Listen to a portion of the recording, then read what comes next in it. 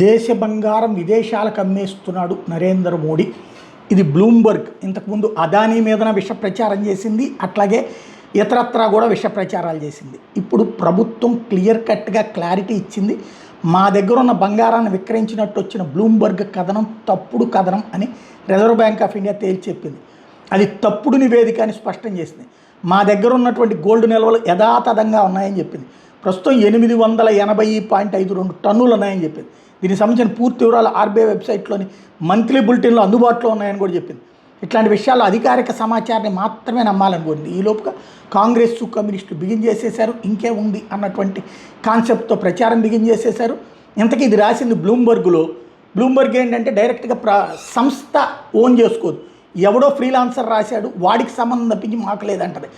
ఆ freelance journalist రాసిన దానికి మాకు సంబంధం లేదని డిస్క్లైమర్ పెట్టి వదిలేస్తుంది, సహజంగా ఉండేటటువంటిది. ఇక్కడ బేసిక్గా ఇంతకుముందు అదానీ మీద ఇట్లాంటి తప్పుడు కథనాలు, ఆ తర్వాత కోర్టుకు వెళ్ళి అబ్బాయి మాకేం సంబంధం లేదని తప్పించుకున్నటువంటిది ఇదే బ్లూంబర్గ్కి సంబంధించి చూసాం.